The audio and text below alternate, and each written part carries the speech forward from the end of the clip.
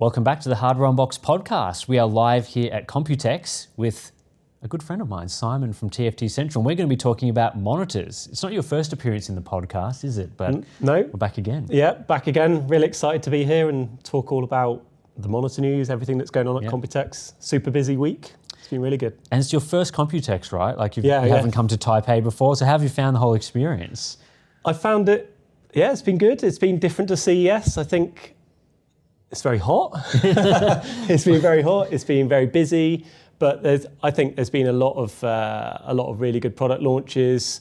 All the product teams are here and stuff, so that's been really good to be able to speak to a lot of the people firsthand to get information and news. So I've really enjoyed it. Hopefully I'll be back next year. Yeah, I think it's probably one of the busiest shows for monitors. I think the brands are sort of realizing that, first of all, monitors are super important and interesting, and sort of using Computex as a platform to launch a lot of them. Because when we were here several years ago, you might have gotten like a couple of new monitors. And usually it was like Asus coming out with some product that wouldn't be released for 18 months. They'd be showing it off being like, look at how cool our new features are, and then it's not released. But yeah, now you just see walls of new monitors, similar to what you'd see from motherboards and graphics cards, which the show has really been mostly known for.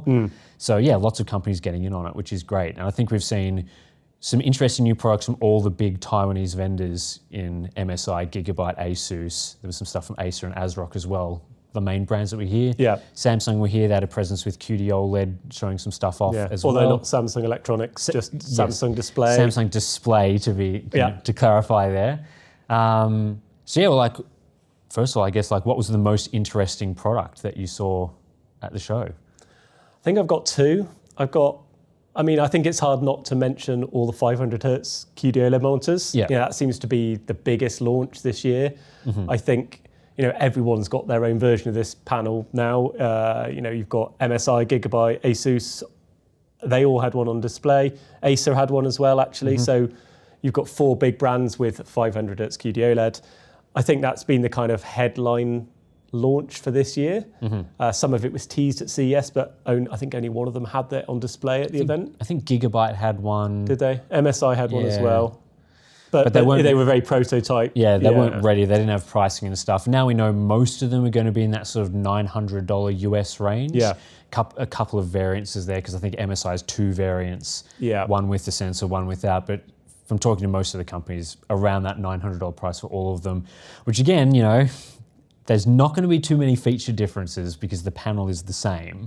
So it'll just come down to, as always, the edge sort of features, like the Neo proximity sensor from Asus or the AI care sensor from MSI. Oh yeah, that's what I was right. It's called AI care sensor. AI. Cool. Everything's AI this year at Computex, of course. And the DisplayPort connectivity. MSI and Gigabyte have got DP 2.1 on theirs. That's right, yeah. Acer have gone for DP 1.4.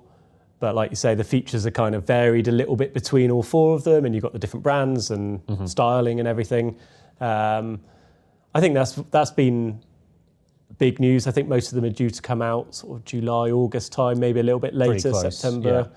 It's interesting as well that that particular panel is now VESA Display HDR True Black 500, not 400. So while it is similar QD-OLED technology to the panels that we've seen previously, they're sort of bumping it up a little bit in terms of brightness spec. They are now required to meet 300 nits full screen, right, to meet that spec. So instead of I was testing them usually in the sort of 240 to 260 nit range, full screen previously. So up to 300, that'll be good for people that always complain about they're not as bright as LCDs. Well, they're getting there slowly. Yeah, we should come back to that topic actually as well a bit later in relation to some demonstrations I saw at Samsung Display, because that's quite an interesting area. But I think 300 nits full screen white, that will translate over into SDR performance as well. So for people who like a brighter monitor for office applications and everything, you've got a bit of a brightness boost there. Whether or not it will achieve a bit more than 300, I suppose, remains to be seen. The previous ones were rated 250 minimum, but commonly reached 260, 270, 280 maybe. So maybe we'll see a little bit more than 300 in reality. 500 nits, 10% APL, that's the other requirement. But I think it's the first of Samsung's QD-OLED panels where they've optimized the brightness levels to be able to push that into that next tier. And they told me as well that they're obviously looking at future HDR 600 true black tiers and beyond, now that they've got the pixel density where they wanted to with the latest, 4K panels, they'll be looking to push brightness higher and higher, and that's all linked to their OLED care features and how their sensitivity towards burn-in and image retention, that kind of thing. So they kind of all fit together, but I think we'll start to see that increase in time. Yeah, I hope so. So you mentioned you had 2 monitors that you thought were the coolest of the show. What was the other? So I think, it's hard not to mention the 500 hertz because they're everywhere, and I think that's a big launch. But I think for me, the most exciting was actually probably one that was kind of quietly announced, and that was Gigabyte's Meta 3.0 panel, as they're calling it. Yep. So that's the world's first primary RGB tandem WOLED panel from LG Display that's going to be coming to market around August time. So that's next generation WOLED. They always seem to name their generations a bit strangely between the brands, but this is beyond the technology that's currently available, so it should have new capabilities. Yeah, exactly. And so, they're not helping themselves, LG Display, who are the panel manufacturer, with the confusion of the numbering, because it's called Meta 3.0, but actually it's a 4th generation panel. And the difference is that they've done away with the traditional 3-layer structure of light emitting layers in the OLED panel, and they've done away with the use of MLA and micro lens array, and they've swapped that out to a 4-layer structure now. And what that should offer consumers is a brighter, more efficient panel without the need to use MLA. So right. And so they're using a 4-layer design, but they're calling it Meta 3.0, and it's a 4th gen panel. Yeah. So confusing. Yeah, exactly.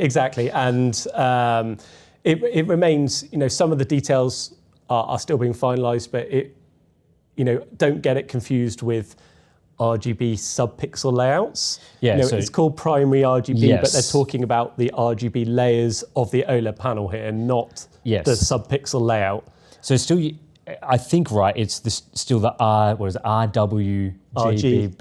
RGWB. RGWB now, that's right. Which is the updated one that they moved to a year or so ago. So it's still that. I've been able to see that again today and actually confirm that that's the case. But it's the underlying layers of the panel that they've updated, and then that will offer, I guess the headline is improvements to HDR brightness. So they're talking about a 1500 nits peak brightness now. Yep. So that's up from the 1300 nits of their current WOLED panels, and the spec of the Gigabytes model at least is 335 nits for full screen white as well. Not bad. So. And hopefully, that should offer some decent overall brightness improvements in HDR without, some of the panel dimming challenges that we know about on QD-OLED.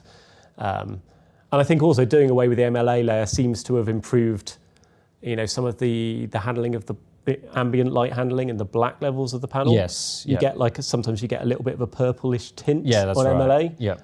As far as I could tell here, under the limited testing situation that I had, it looked like it was black. There's none of that purple tinting now, which was another positive change, I thought. Yeah, and it's good to see that while it is a next generation panel technology, that Gigabyte are going to be offering that monitor for only $499 or $500 US. Yeah, so that's the global price point. Sure, yes. Subject to tariff. We should clarify, right? Yeah, subject to tariff, subject to. But that's the baseline price. So, if they could, that's what they would sell it at in the US, but subject to subject to all that stuff, yeah. But essentially, because it's 1440p, 27-inch, 280 hertz OLED panel, it's basically the same price as the QD-OLED version that they also announced, which I think was $500 as well, $500 US outside of tariffs. Exactly. So even though it's using next generation WOLED, it's going to be very competitive price-wise with QD-OLED, and so that was really good to see, because I think people will be interested in the added brightness capabilities, and then obviously the lack of panel dimming, which has been a real concern for some gamers that are playing those HDR games where it's brighter most of the time. Yeah. And they don't want to deal with switching modes and that sort of thing. WOLED is better for that. That said, it is still a matte coating on that panel. So, at this time, that's right. I mean, Gigabyte told me that they are working on glossy versions. So similar to Asus. Asus are obviously expanding WOLED glossy. Gigabyte told me they were looking into that at this stage. No products confirmed, nothing to really talk about in that sense, but that it sounds very much like there will be Gigabyte glossy WOLEDs at some point within this year, late this year at some point. For what it's worth, I I put in my 2p from the Glossy crowd out there. I Yep. said to Gigabyte, I think Glossy would do well. Yep. And I think there's a market there. Asus are tapping into that. Yeah. I think Gigabyte should be there to offer something as well. But yeah, the first panel is a standard matte coating. But I think, if you want a glossier finish, then you've got, like you say, the QD-OLED model, 280 hertz, similar spec, but using QD-OLED instead. And that's obviously got the standard semi-glossy coating finish.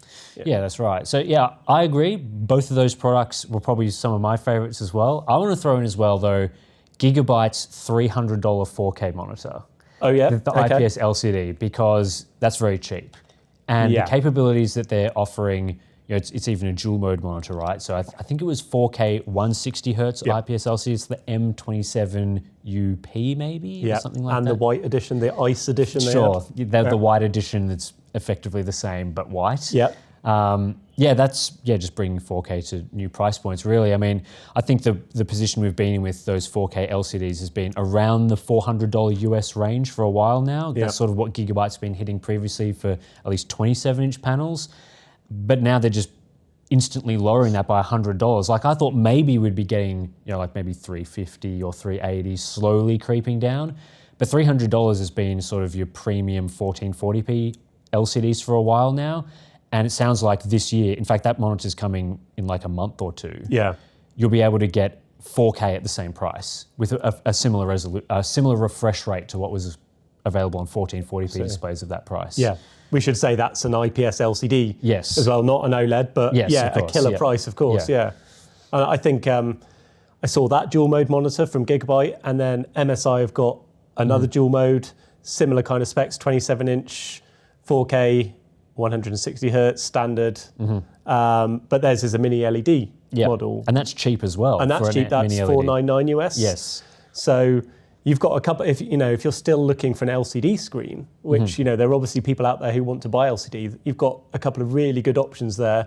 Yeah. One without mini LED, $300. The other with, a high-end mini LED, I think it was 1,152 dimming zones. Yep. For $500 US. So I think both of those, they're coming out in the next couple of months and they look really good, I thought. Yeah, for sure. Yeah, I was a little disappointed I didn't see more mini LEDs because I'm still, as I'm sure you are as well, you get comments being like, I'm interested in OLED, but burn-in or brightness or some consideration, or they just don't want to spend as much. And the mini LED market, like I've tested some of them, but they're just less reliable than an OLED. Like an OLED for HDR, it does what it's advertised to do. Yeah. It's got per pixel dimming. It really doesn't have too many issues with, having to concern yourself with like blooming in games, the motion, especially when you've got like bright lights moving across the screen in a game. It's a real problem point for a lot of mini LED products and not a problem with OLED. And some companies have done, at least in my opinion, poor jobs of handling that sort of panel for gaming uses. And there's just been some, weird performance characteristics or all sorts of issues that we've seen. I think that, there's been some good products, but I would say a lot of them aren't. And so I'm always on the hunt, right, for like a good alternative I can say to people, okay, well, if you were looking at a 32-inch 4K OLED, but you were concerned about burn-in, you're using it for office use a lot, it'd be nice if there was like a high-quality 32-inch 4K mini LED panel, but they're few and far between. Like there just doesn't seem to be too many that are being made. Like companies have switched focus to OLED now, and then when they do get made, they're not great, at least from what I've seen from my testing. I think they're very challenging. Like LCD panels, it's hard to push the refresh rate that high. Yeah.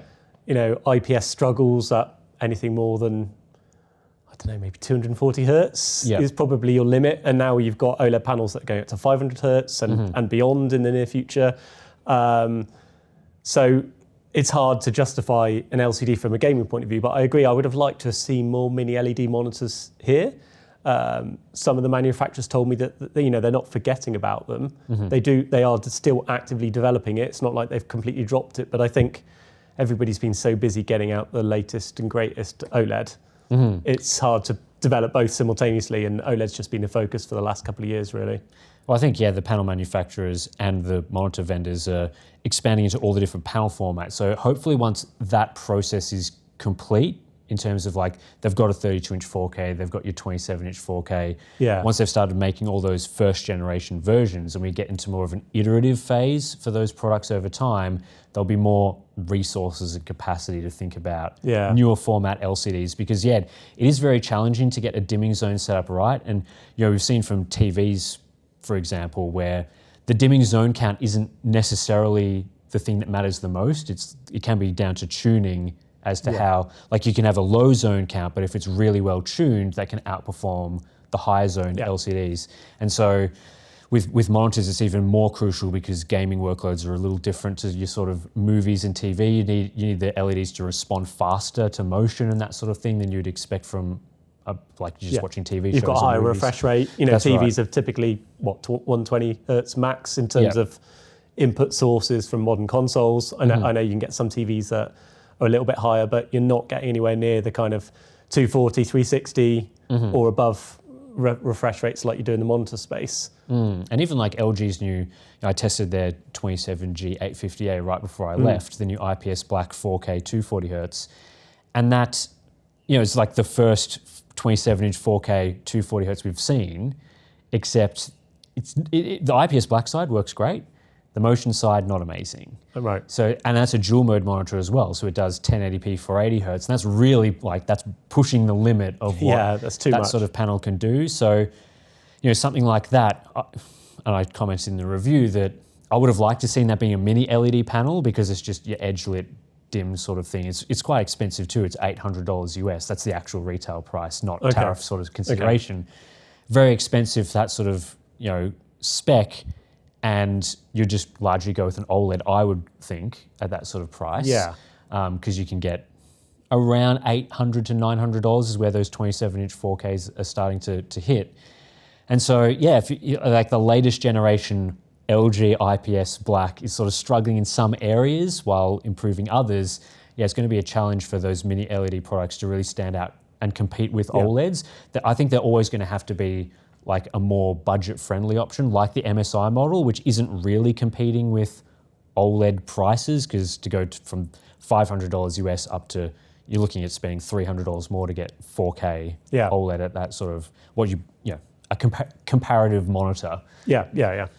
So, that was a bit disappointing, but I'm not overly surprised that companies are focusing on OLEDs, especially because there seems to be this new 280 hertz panel from Samsung Display, or at least they're bidding it to 280 hertz.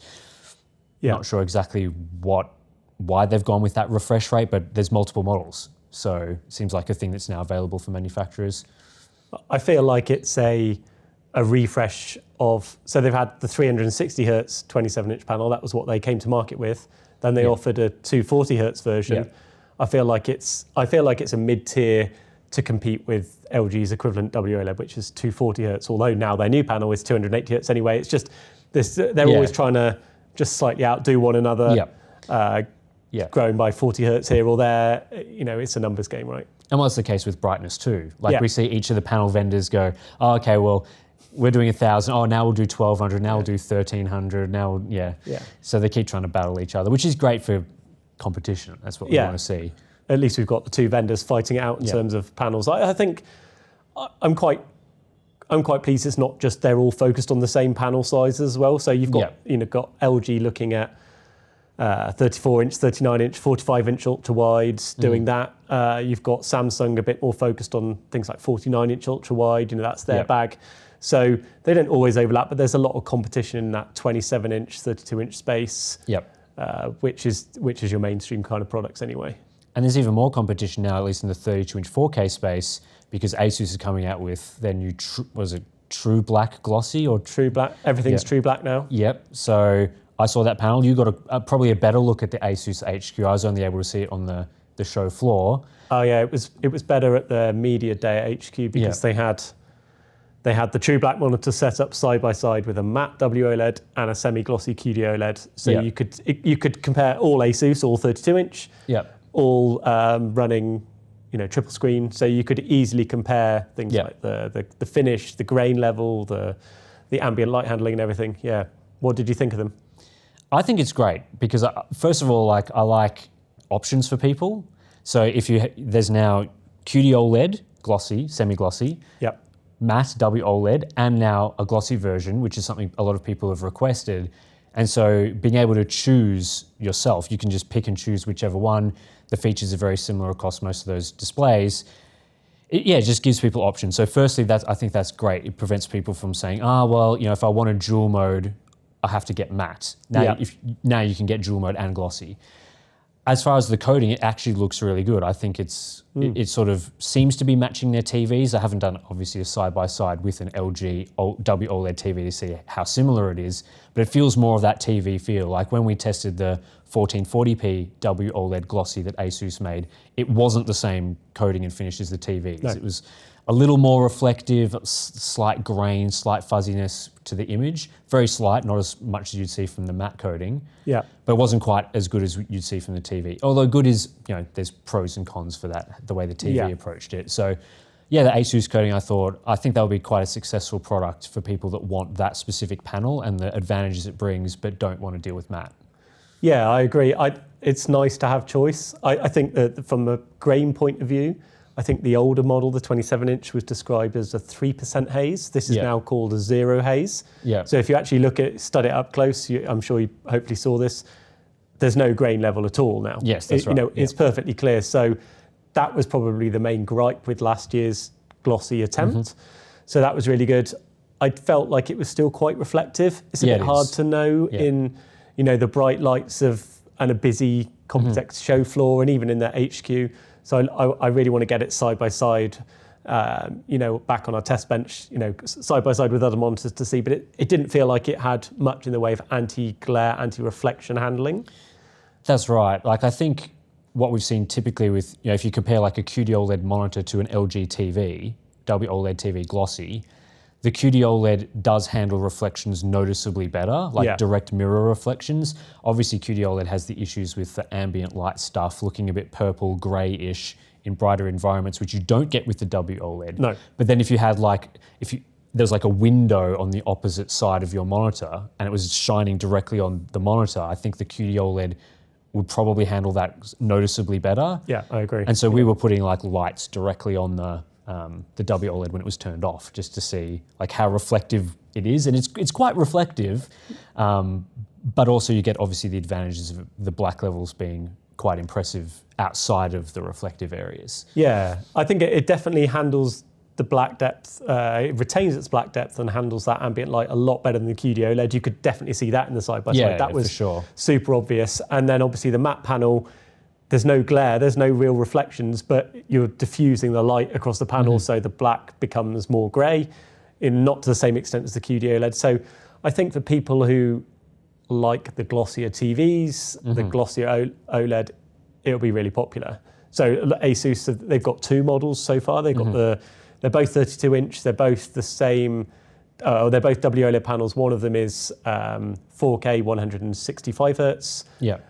With dual mode, and the other is 4K 240 hertz with dual mode.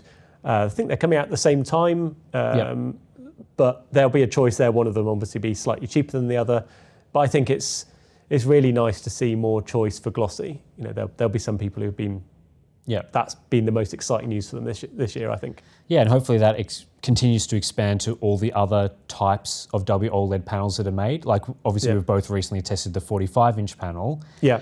And while I would say the curve is probably more concerning to me than the finish, if we did get a slightly less curved glossy version, that is definitely a monitor I would use. That said, if there was just a matte version, I would still consider using that because it's not too problematic for me. I still prefer the glossy WOLED finish. But yeah, something like that I think would be super popular for people who game at night. They want that premium, large, immersive, ultra-wide format, which I know both of us really like. Yeah, I really like the format. I'm not sure how a steep curve like that would handle a full glossy though. Because you get weird, you get odd. Yeah. Your reflection gets stretched like those weird mirrors in like fun houses and stuff. Yeah, that's right. They do. Yeah. I don't think I've seen a glossy, certainly not a glossy WOLED curved. That you can get the QD-OLED semi-glossy in a more subtle curve. Yeah. But even testing that, you can see weird reflection handling and stuff, and that's got an anti-reflective coating. So, yeah, I think it remains to be seen what happens, but that I was told, and I was allowed to report this as well, that there are plans for LG Display to develop further WOLED glossy panels, and ASUS are already looking to adopt those. So they told me that they were looking to do a 27-inch 1440p 540 hertz glossy WOLED monitor. Nice. Later this year. It's unclear at what time it will be. Either we'll see it at CS, maybe we'll see it at Gamescom in August if we're lucky, but that will be another glossy choice. And then they're going to go back and refresh the 27-inch model that you mentioned from last year with the true black coating to remove the grain and the haze. So, they're obviously putting a lot of time and effort into glossy, and hopefully some of the others will follow suit at some point. Well, I think that's the feedback that we've sort of heard from a lot of the monitor product managers that we talk to is sort of like there is a large gaming crowd that very much likes the glossy panel, and that's kind of been a limiting factor for WOLEDs. Which, again, like, I think the matte coating on WOLEDs is fine. Like, if you bought one, I think you'd still be very happy with it. But obviously, when there's a QD-OLED choice, and that's glossy, and it seems like, the statistics are saying that QD-OLED is much more popular in the monitor market. They're significantly outselling the WOLED monitors in general. I think that's one element that goes into it, is the fact that people look at the screens, maybe in retail environments or something, and they're seeing matte versus glossy, and they're preferring the way the glossy looks. It has more of an initial wow factor when you see it. It looks cleaner and clearer and sharper. But I think people still need to be mindful of their usage environment. There's a reason why TVs are generally all glossy, and then there's a reason why monitors are generally all matte. And there's obviously use cases for both, and some people will game in the dark with their curtains shut, great. But a lot of people are using monitors throughout the day in brighter environments with windows behind them or lamps. Glossy isn't always going to suit. So I think, I don't like to say that one is better than the other, because it entirely depends on the user. I don't really personally have a preference. I personally like, I say that, and then I actually do have a bit of a preference. I like the appearance of the semi-glossy. I think it looks sharper and slicker, and I think it handles reflections quite well. But that's not without its problems with black depth and ambient light handling and stuff. So choice is key, I think, really here. And I think the issue that probably a lot of these OLEDs have run into over time is that they just weren't very bright to begin with, especially when LG was releasing the first gen WOLEDs.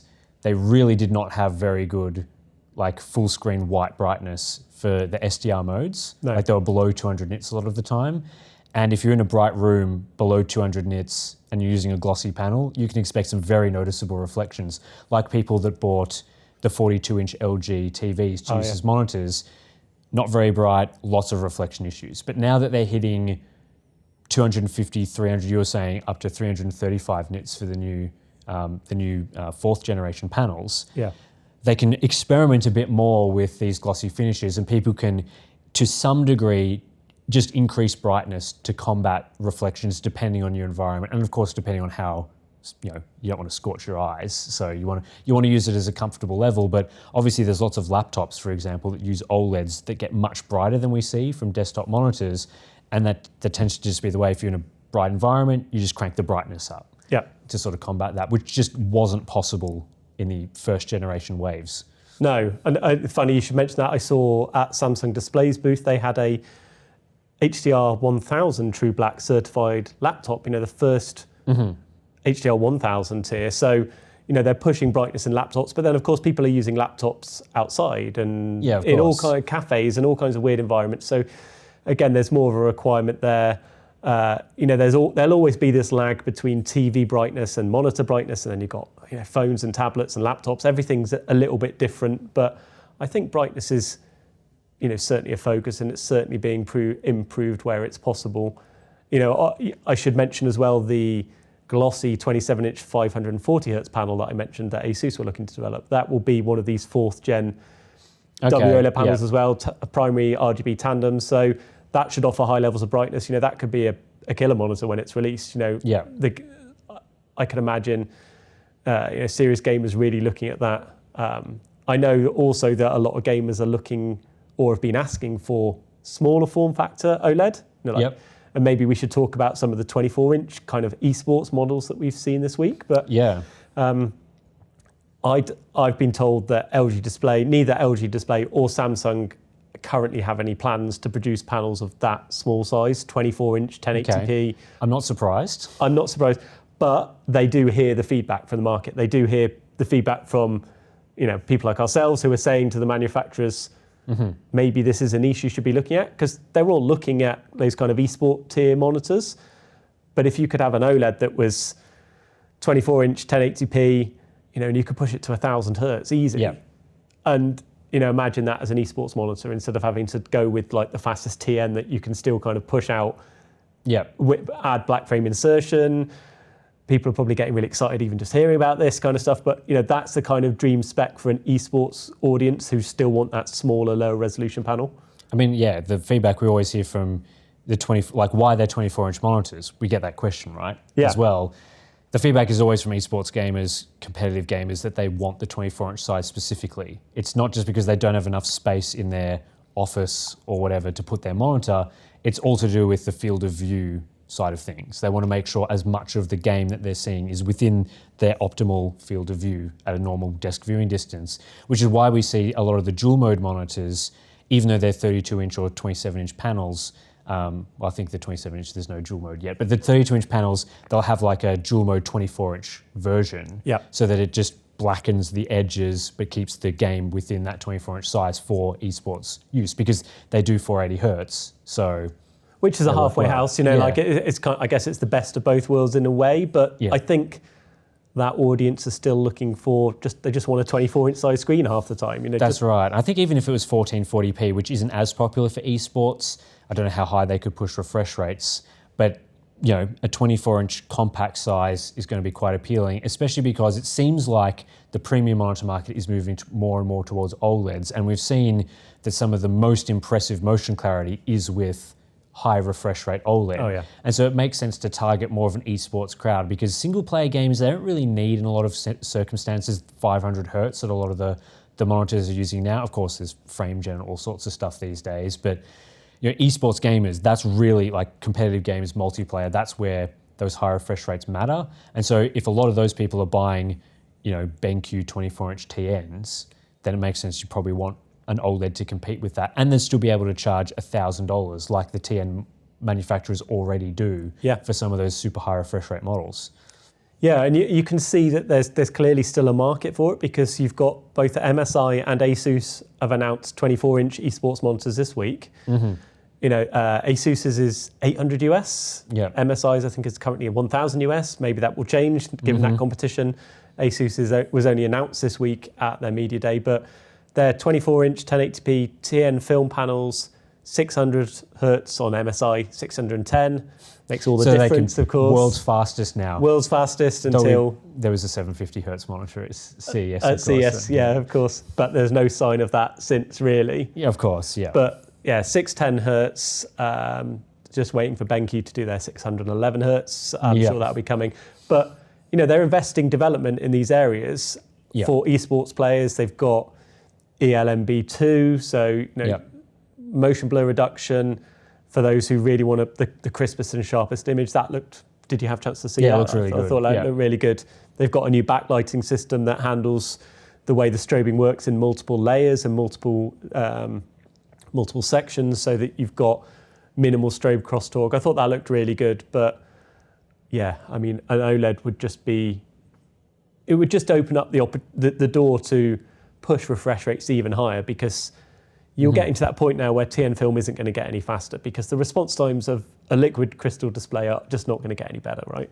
So I don't think so. You need something like OLED to get into that kind of 700, 800 hertz, 1,000 hertz or beyond, and then you don't need ELMB.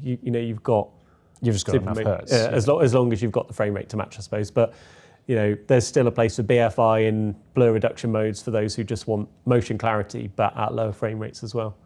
Yeah, hopefully that continues to go down that path. And obviously we hear a lot as well that while 24-inch 1080p esports monitors aren't as popular in Western markets that we would normally deal with, they are very popular in places like China, Korea, Japan, or at least more popular than you would see in like the United States, Australia, the UK as well, which is why every time I've reviewed one of those monitors, the reviews are never as popular as you would see from the OLED side of things. But then, obviously, they're still developing them, and we hear from all the manufacturers that they're still very popular in some of those regions. So, yeah, I think OLED would really hit hard in China if they're still buying like 24-inch 1080p monitors for esports and that sort of thing.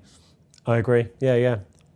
I think I'd like to see that. I'd like to see more development on ultra-wides as well. I think I only saw one ultra-wide OLED this week. Yeah, from Asus. Asus, they had their first 34-inch ultra-wide QD-OLED, so they've used WOLED super curved in the past. This is the 1800R curvature this time. Yep. 3440 by 1440, 240 hertz. So we've seen that spec before, but they're releasing it in a monitor where they've integrated a load of Google Smart TV functions. So I was going to ask you about this because there's a few monitor vendors doing this. Yeah, and I saw one from them. I saw a Gigabyte had one, and I think there was one other, but I can't remember. Acer had two LCDs. Yes. Yeah. But I think Asus's was the only OLED option with Smart TV. So I thought I had to play around with it. It's a bit strange having those on a ultra wide because it gets compressed back into 16:9. Yeah. But I think the idea is that you've got an ultra wide monitor that you then use day to day for PC gaming and office applications and whatever, giving you that really nice wide form factor. And then you've got the Smart TV functionality as well. And perhaps you could do picture in picture and that kind of thing. But I thought the Google OS looked pretty slick. I certainly preferred it to the Tizen OS that I've seen and it's not good. tested in the past. I just felt like it was more intuitive and easier to use. So I thought it was good. And Gigabyte had a more standard kind of 27-inch 16:9, more kind of mid-tier offering with the same kind of Google Smart TV functions. But I can see a use case for those for like students, bedrooms, dorm rooms, that kind of thing. Yeah. Where you haven't got a separate office. Maybe you need something to use for work and schoolwork and whatever. And then you've also got your Netflix and your Amazon Prime and everything built in as well as having a PC monitor. So you don't need a TV and a monitor. I thought it was pretty good. Yeah. And it's an option, of course. Like if you don't want the Smart TV, you can just buy a version of those monitors that doesn't have one, either from those vendors or other vendors.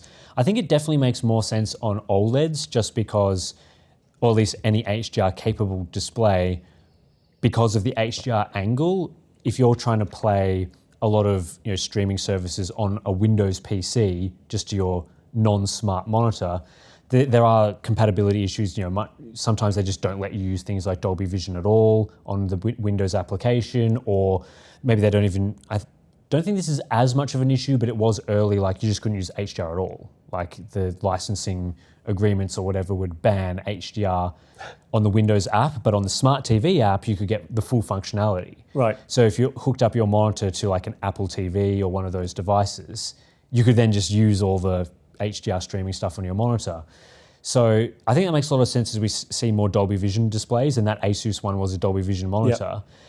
It makes a lot of sense because then you can use Netflix, Amazon Prime, Apple TV Plus, get Dolby Vision streaming support, which you just wouldn't be getting on Windows, at least in the current state of Windows Dolby Vision right now. And I know Windows have got plans to do things with Dolby Vision, but the ease of being able to, it came with a remote, you just click a button, Netflix is open, you can watch your stuff like you would on a TV. Yeah, I thought it was good. I think, again, it's nice to have more choice, but that was the only ultra-wide monitor I saw this week, I think. I was hoping to see more. I was hoping to see maybe more of the, if nothing else, the 45-inch 5K, 2K. Yep. That seems to be an LG Electronics exclusive right now. The LG, they weren't here at the event. Asus told me that they're not really looking to explore the 45-inch size. Okay. It's quite niche. It's a large format, and so I think they didn't previously, did they? They had a 39-inch OLED. They had 39-inch and they had 34-inch, but I guess I was pinning my hopes on them as a potential vendor because they're one of the other few that actually uses WOLED. Of course, right, Gigabyte are now venturing back into that space, having been QD-OLED for a while. But I think their focus is likely to be, this is not official, they haven't told me this, but my expectation is that they'll be looking at the smaller sizes, the 34-inch, the 39-inch sizes. Because there's supposed to be a 39-inch 5K, 2K panel. Yeah, right. Yeah. That's a later this year, early next year sort of thing, isn't it? Yeah. LG display mass production towards the end of the year. So again, maybe we'll see some announced at CES, and they'll be launched at some point next year. But my bet would be that we'll see some of those other big vendors launch a 39-inch model, or maybe 34. But I think 39 is probably a pretty good sweet spot for 5K, 2K resolution. It's a nice screen size. It's a nice step up from 34-inch. Ideally, what I'd like is something not as curved. I think we've both got slightly different opinions on the curve. I've never been a fan of the steep curve, the 800R curvature. I got a bit more used to it on the 45-inch model, which surprised me. I went into that expecting to hate it, having used a 34-inch 800R before. And I think it will be too steep on a 39. So I'd really like to see like a 39-inch with a 1800R curvature, 2000R curvature. No, but probably 1800, 1500 maybe, actually. Something like that would be better than going super steep. And then you've got 5K, 2K resolution, really nice pixel density. Yeah. And, hopefully those panels, it's not confirmed at this stage, but hopefully those panels may even be the 4th gen WOLED again as well by the time they come to market. Yeah, well, at least with the 45-inch version, LG are making the adjustable curve version. Yeah. Which is probably going to cost even more than because the current one costs $2,000 US. Yeah. So it'll be more than that, obviously very expensive, but at least there is that option for people. They can adjust it. And if I was going to buy one, that's the model I'd get, because then I would adjust it back a little bit from the maximum that they offer. I mean, yeah, I think the larger the display, the more the curve, like the more field of view it's occupying, the more a curve makes sense. I still feel though that is true for some use cases, and that still, if you were using it for, let's say, editing a video, it's just not a very good experience at 800R on a panel of that size. But yeah, if you're playing lots of games, there are lots of games that it does work well for. I think simulators, for example, is probably the best use case. That looks really good. The game is designed to sort of wrap around as a sort of the field of view of the car. There were other examples though where it kind of feels more like the image is distorted. It really depends on the title. Like again, racing games didn't really feel like there was much distortion, but then you get into like a third-person single-player game, it feels like the edges are sort of, they're sort of too close, too much of a distorted image. It depends on how I guess the projection in the game works and that sort of thing. Yeah. But yeah, I have found it a little strange that they've gone 800R across all of the ultrawides that they've done since the start on the WOLED side. I would have thought that it's weird, like, did they look at 1800R and go, that's not curved enough, so they decided to, or did they just want to make it unique and different? But I think it's maybe has hurt sales. I mean, my feedback was negative, so that probably had some sort of impact, and your feedback was as well, and a lot of reviewers said similar. So I think, like, I didn't hate it, but I didn't love it. Like, I feel like I'm converting a little bit for those super ultra wides, like you say. But I said in the review, like, great for some situations. If you're doing internet browsing or certain games, anything where there's not lots of straight lines, I think it's really nice. It's very immersive. It makes it a lot easier to use. You're kind of peering from side to side. You're not having to, because if it was flat, it'd probably look equally as weird because it's too wide. So you need some kind of curve, I think. But like if you're, like you say, video editing where you've got a long straight timeline, or Excel work, if you're playing games like FIFA where you've got straight pitch lines, it's going to look a bit strange. So yeah, I think a bendable model would be great, or maybe presumably if it's a bendable panel and that can be done, manufacturers could select a different curvature for the panel. They take the standard panel and they could make a 1000R or whatever they wanted to do. That's what I'd like to see, but it's trying to find that sweet spot of what's going to work for people, because bendable is going to be expensive. Like you say, motorized bendable like LG are going for, that's going to be $2,500 US. I would have thought minimum.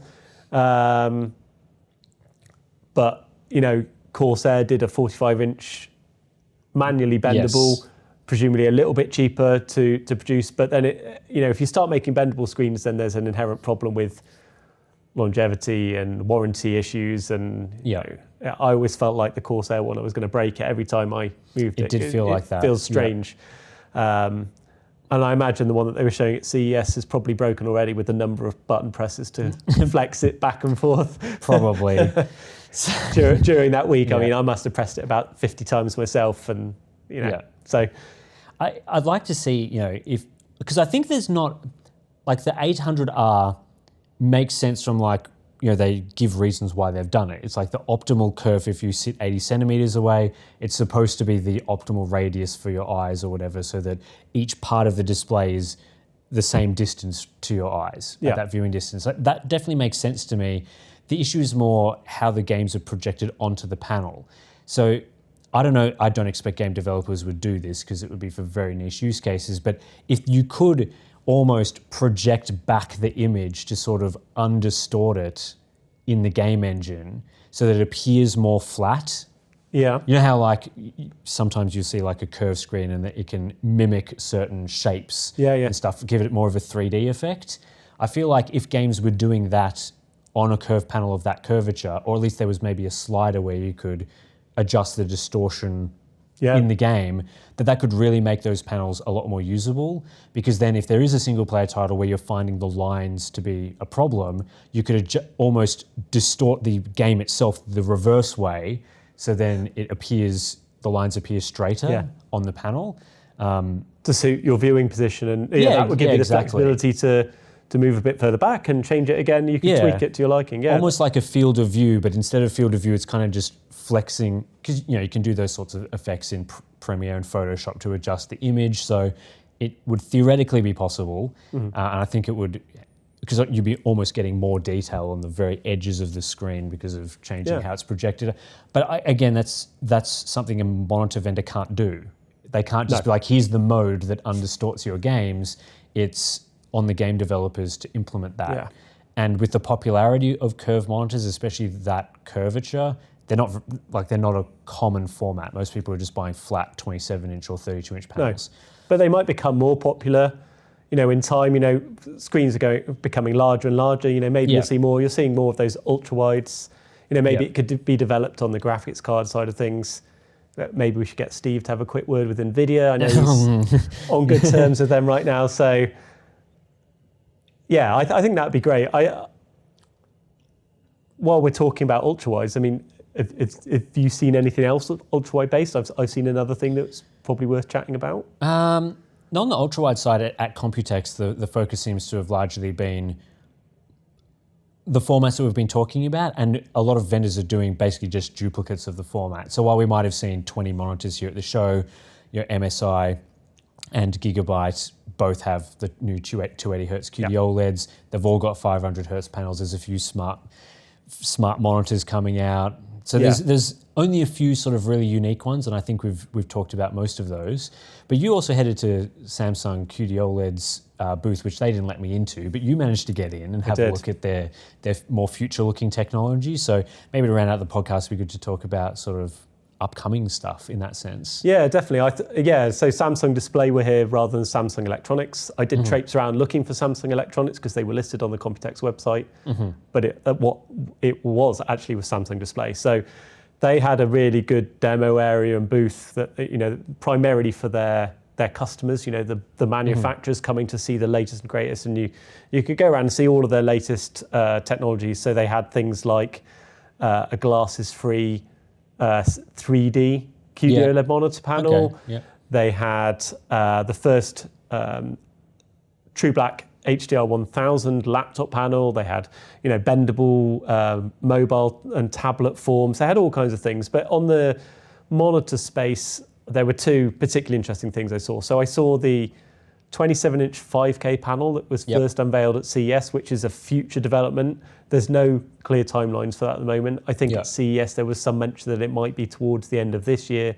I think it's likely to be longer, but they had the prototype on display there, which is, the spec was also listed. So this was an HDR 500 True Black. Yep. So it's a bit brighter still. It's 5K resolution. Higher pixel density as a result. So that looked really good. That was set up side by side with a 4K in the same kind of style that they did at CES. But the one that I think I wasn't expected to see, but was most interesting, was a new 34-inch ultra-wide panel, 360 hertz. Okay. 3440 by 1440, so the same resolution as the current panel, but they've upped the refresh rate to 360 hertz. There are some other positive improvements and changes with the technology, but that stuff we're not allowed to talk about at the moment. So there'll be other things that I would expect to see unveiled later in the year. There's, again, no real clear timelines, but I think it's like by the end of the year we should know more about that panel, what it can offer, the improvements they've made. But if you're in that kind of ultra-wide space, I think that's something to be, excited for. I think that'll be really nice. Yeah, it sounds like they're continuing to work on, the, I guess, new generation panel technologies, that sort of things, and they're not just standing still and going, let's take our old panel, let's make it 360 hertz. No. There's some other interesting things for the future. No, absolutely. And this year they launched their 4th gen QD-OLED, or that's what I call it. Internally, they've dropped the generational naming scheme. Sure, yeah. Their 2025 panels, I like to think of them as 4th gen because there's a fundamental change. The 27-inch 4K panel was 4th gen, high pixel density, and the new EL 3.0 electroluminescence material that makes up the panel. So that improves the efficiency and the light output and that kind of thing. So their future panels will be, they'll continue to push that. They'll change the EL material normally every couple of years. But I think we'll start to see a real, they're aware of challenges that, we've both called out from our reviews and that the market have fed back, and consumers feedback to us all the time. They're aware of challenges with ambient light handling, with text rendering and, weird stuff like, scratching panels and stuff like that. They're aware of these challenges. So, I'm sure in time they'll be looking to address these things, and then they'll be looking to improve brightness and resolution, all that good stuff. It's not just, hey, let's release another version of the same thing with a slightly higher refresh rate. Yeah. There's still a lot to be done, I think, in that space. The other thing that I referenced really early on in the podcast was at the Samsung booth, they had a display where they're talking about this new certification that they've come up with that has been approved by UL. I forget what UL stands for, but they're a certification body that they're calling, confusingly, True Bright. So it's another TB acronym. Okay, But they're calling it True Bright. And the purpose of that is they're looking to demonstrate that when you view a QD-OLED panel or any OLED panel side by side with an LCD, because of the contrast enhancement and the black depth, the brightness of that image is perceived to be brighter than the equivalent brightness luminance measurement on an LCD. So if you had two of them set at 300 nits luminance, the QD-OLED ends up looking brighter. And I've noticed that in my setup because I've got the 4K, 32-inch 4K QD-OLED in the middle and two 4K LCDs on either side. And I had to increase the brightness on the LCDs to make it, I guess, perceptually the same as what you'd see on the OLED. And I guess that makes sense because your eyes are setting references that you see in your field of view. And if the reference darkest thing you're seeing is lower, then it'll appear like the jump up to the highest level is coming from a high, like the jump is higher as opposed to an LCD, the black floor is higher. And so the relative distance you're going is smaller. So it makes sense from that standpoint. So that's interesting because that is an advantage that OLEDs have for sure. over LCDs. Yeah, and it's similar to their XCR, their perceived color score. Yeah. Like when they're talking about color gamut and that's impact on the appearance of brightness. What they're trying to say here is that don't just rely on a luminance measurement and say, well, I've got an LCD that does 300 nits and an OLED that only does 250 nits. Actually, that OLED could end up looking brighter in real use. Yeah. And so they had it set up side by side, an LCD, QD-OLED. They had a couple of standard images. They had a white square on a black background. Yeah. And the LCD was set quite a bit lower. I'd have to check the exact figures, but quite a bit lower in the luminance measurements. They had colorimeter set up on each with a little display telling you what the luminance measurement was. The LCDs were at a higher luminance by quite a lot, but the QD-OLED still looked brighter perceptually. Yeah. particularly in the real scenes where you get like the enhanced contrast and the image just has a lot more depth to it. So that looked really impressive, and I think the future will be to see True Bright certifications. I wish there was a better name that didn't sound like True Black and have the TB, which I've been using for True Black. But anyway, I think we'll start to see, or I hope we start to see manufacturers adopt that to say, look, this is True Bright certified 500 nits, even though it might only be reaching 300 nits, whatever the figures are. Yeah. But I think it will allow people who are moving from LCDs to OLEDs to have a better understanding of the brightness, because I think a lot of people today look at OLEDs and go, well, they're too dark. You know, I can see that it's only got a 250 nits brightness or 300 nits, and they get put off. But actually, in real use, it's not as clear cut as that. So, and it's certified and approved by an independent body. It's not just Samsung making up these numbers and saying, hey, it's this. So I think that's a nice change, and I'm hoping to do some testing on that at some point, try and get an idea of, what's the ratio, because it's all linked to the black depth of the panel, so the difference between a VA might not be as great as a difference with a TN or an IPS, where the black depth is a lot worse. So and even though Samsung has pushed that, it will also apply to a WOLED. Absolutely, yeah. So it's like their main competitor in the OLED space is also going to benefit. Yeah. It's more like an OLED versus LCD thing. Absolutely, yeah. But there's a lot of things with those OLED panels that I guess people who might not be familiar with using them wouldn't realize. Same with sort of like the uniformity and viewing angle side of things, like especially on the larger panels like 32 inches on an LCD. Even though viewing angles of an IPS LCD can be very good, you can still sometimes get slight issues at the very corners because you sort of the angles you're looking out at them, it can make it appear like that those parts of the screen aren't as bright. Whereas when you see an OLED, you get pretty much uniform brightness across the whole panel. And so it makes the screen look better. And that's especially noticeable, again, when you've got a side-by-side multi-monitor setup where you'll be like, oh, okay, like the exact edge where the two panels meet, the OLED side of things looks like the brightness is extending to the edge, whereas the LCD, you're losing a bit of brightness to the edge. Even though if you did a uniformity test on the monitor, you'd find that the LCD has reasonable uniformity. But that's because each measurement is taken directly perpendicular to the display, as opposed to how you would see it, which is at an angle. And so those are things that, which I guess goes back to when we were talking about people going to retail stores and they're seeing monitors for the first time. That's one of the things that is really impresses people, is like you can view it from any angle really and get as clear of a picture as possible, which you just don't get with LCDs. No, and the easiest way, you don't, certainly in the UK, you don't see a lot of monitors in many stores, but you do see TVs in the big department stores, and you can immediately spot the OLEDs and it's the same kind of principle, but even more so on a monitor where you're using it up close. So I think it's just, there's an element of educating the market here. It's a new technology, but there's things like True Bright certification that will help. There's things like XCR scores that help articulate, like, the color volume and that kind of stuff. So I think these are all like great things that Samsung and LG are doing to try and push that out. But they had a lot of really impressive stuff, and I think, it's great.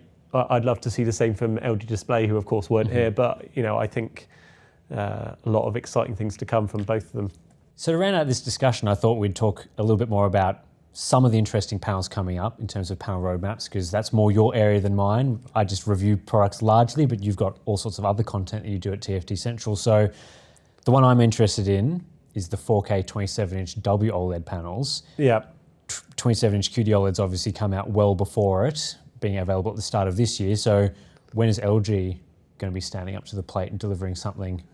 Yeah, well, so as far as I'm aware, LG are looking to do a WOLED 27-inch 4K, but it wouldn't go into mass production until probably towards the end of this year, so Q4 2025. So you'd be looking at potentially next year for any kind of products. But I think the reason for the delay is that they're looking to shift from their current RGWB subpixel layout with a white subpixel to just offering a true RGB stripe, that would help with text rendering problems, even though those are quite minimal now on the kind of higher pixel density stuff. It would help with that. It would help with color saturation, that kind of thing. I think it's all tied to that as a development rather than them looking at 27-inch 4K with what they've got right now. Yeah. So they're looking to do that with a 27-inch panel, and then they, as far as I know, they're looking to do a 32-inch 4K, again with that updated RGB sub-pixel layout. But I think we're looking at end of this year for mass production from a panel point of view, so late Q1, early Q2 next year, perhaps for some monitors. Maybe we'll see some at CES. That's normally, if the panel's kind of almost ready, that's when we start to see them announced. So that would be my expectation. And then we talked earlier about their plans for 34-inch, 39-inch ultra-wides. Yes. With 5K, 2K resolution. Those are a little bit sooner. Those should be in production later this year. Yep. So yeah, that's what I've seen on their roadmap. And then from Samsung QD-OLED, there's the 5K panel that we just talked about, 27-inch 5K. That's 240 hertz, if I remember correctly. I think so. And obviously LG WOLED as well. They do have a 5K, 2K, 45-inch, 240 hertz that's supposedly planned, but obviously the products we've seen so far have only been 165 hertz. Yeah, that's right. Yeah, the 165 hertz initially. Yeah, there's supposed to be a 240 hertz version of that panel. Perhaps Asus and others are waiting for that to see how that pans out. I'm not sure. It was on the roadmap, whether or not it might be bypassed if there's lack of interest in the 45-inch space. I'm not sure. I think it's probably DisplayPort concerns, trying to hit the bandwidth of that into monitors that, or at least into GPUs that do not use DisplayPort 2.1. This is very new GeForce 50 series and some Radeon cards as well, but they only do 13.5. So outside of the Pro series with the current RDNA 4 and RDNA 3, same DisplayPort. So I think they probably would have been concerned, like, we can't actually do 5K, 2K, 240 hertz over DisplayPort 1.4 with DSE. So you're limiting people to HDMI 2.1 or DisplayPort 2.1, which just isn't widely available yet. Yeah. So I think that probably would have impacted that panel. But yeah, like obviously I'm sure we both got a lot of comments, people being like, where's that 240 hertz? Why is it 165 hertz to begin with? But yeah, so they're doing that right down to the 34-inch size, aren't they, with that resolution? Yes, that's right, with 5K, 2K, and then those are planned to be 240 hertz from the offset. I think by the time that those are available and monitors are released, DP 2.1 will be more mainstream. This 45-inch panel, the 165, was their initial venture into 5K, 2K because it's a much bigger size and you don't have to have the same pixel density. It's a lot easier to produce. And obviously it makes sense to produce that at the time with 165 hertz because NVIDIA didn't even have a graphics card with DP 2.1. So that the development and the testing is very, very limited. So they come out with 165 hertz on that so that, you've got a big market, everyone who's got DP 1.4. And now that DP 2.1 is available and NVIDIA have got UHBR20 speeds, and you can develop these products and know that there's actually going to be a market there at the end of it to deliver it to. I mean, obviously, pushing 5K, 2K at 240 hertz is going to be a challenge, but then not everybody's going to game at 5K, 2K, 240 hertz. You've got the option to game at a lower resolution, or even stuff like using your desktop. There's a benefit with 240 hertz. So there's frame generation now, upscaling. Like the performance mode upscaling in today's games from DLSS 4 is very good quality, much better quality than it has been in the past. And so you can get at least a decent performance boost from that. Add frame gen depending on the base frame rate you're at. And above 165 hertz isn't out of the question on that resolution. It just depends how much frame gen you're willing to do, how much you're willing to adjust quality settings. But even then, like, medium to low settings in some games, especially esports styles, will likely push well above that. So there is going to be a market for that, but I think there's other things that they were waiting to have happen. But yeah, so that was the WOLED side, the QD-OLED side, the 5K panel, which is not 5K, 2K, but actual 5K, 16:9 aspect ratio. That's right. So that'll be the step up from the 27-inch 4K panel that was released in sort of January time this year. That every manufacturer's really adopted that now. But 5K, I think that's more usable from a Mac OS point of view. Mac doesn't like 4K, if I understand that correctly. I'm not sure, but I've heard some things about that. There's an element there. There's an element of, obviously it's increasing the pixel density further. So I think That's still in development stage with Samsung. No clear timelines at the moment. Initial suggestions from CES that it would be towards the end of this year or early 2026. They were keen to say to me, look, there's no timeline right now. But it's in development, so who knows? Well, I'm sure once there's some firmer news, we'll hear that, and I can report on that then. And then their other one was the 34-inch ultra-wide 360 hertz panel that we talked about a little bit earlier. I'm sure they'll have others, but there's nothing that I've been privy to yet. Yeah, which I think is good. Yeah, the 5K panel for gaming is going to be very interesting. I imagine Samsung are developing those panels, hoping that they would get a client like Apple for their own, like Apple Pro displays. Yeah. I think that's probably why they've developed that, because at 27-inch, I wouldn't expect there to be a huge side-by-side difference going from 4K to 5K, especially for a gaming use.